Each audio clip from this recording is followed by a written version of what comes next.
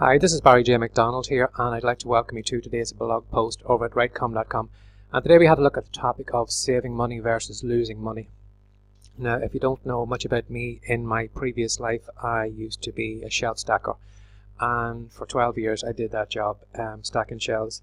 And at one stage the management had a clever idea that they were going to save money by dimming the lights that we were working with at night time. And they reckoned that if they dimmed the lights by 25%, they were going to save, I don't know how much money, but they were going to save on the electricity bill.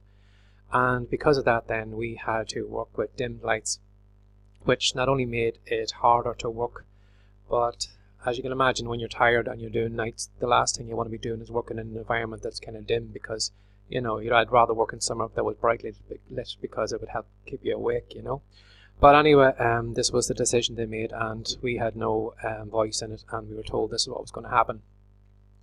So, we wondered how much money they would save over the long term by doing this.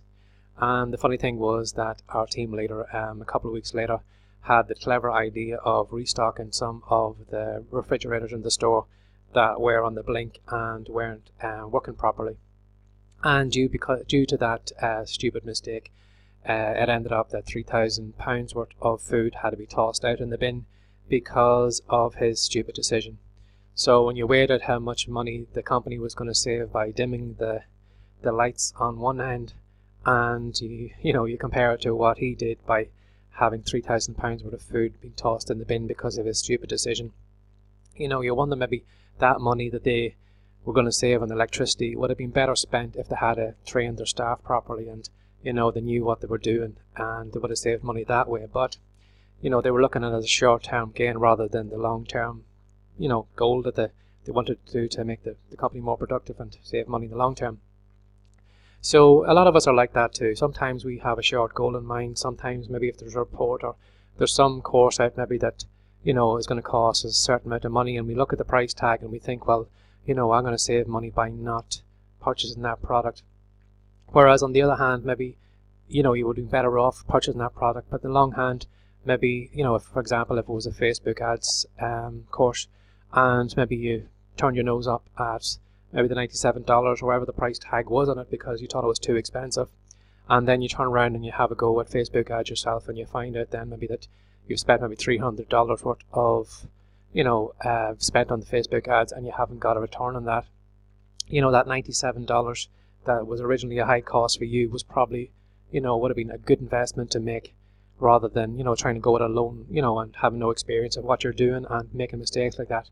So a lot of us do that when we're online. I know there's a lot of courses that we're bombarded with on a regular basis that, sometimes don't give us the results that we want. But sometimes we turn our backs on maybe a better decision where, we're going to save money in the long term rather than the loss of the money we're going to make. And again, it depends on the product you're buying then too. Are you going to use it or not? If you're not going to use it, well, then you just lost money. But if you're going to use the information that's in the product, you're going to gain experience, you're going to gain some knowledge, and you're going to gain in the long term because of it. So have a look at some of the ways maybe that you're trying to save money. Is it a short-term gain, or is it going to help you in the long term? Maybe you're like the management company in our store, who thought it was clever to dim the lights, rather than going and actually training the staff when they would have made a bigger saving that way. So my name's been Barry J. McDonald. This has been today's blog post over at rightcom.com. And if you'd like to know a little bit more about me, or if you'd like to pick up the two great free reports we have at the moment, one of them is how to sell more books, and I'm going to show you a simple trick you can use to guarantee that your book promotions are successful and find out what the returns are on those book promotions.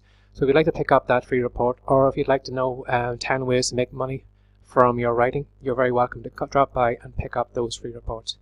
So take care and have a great day. Bye bye.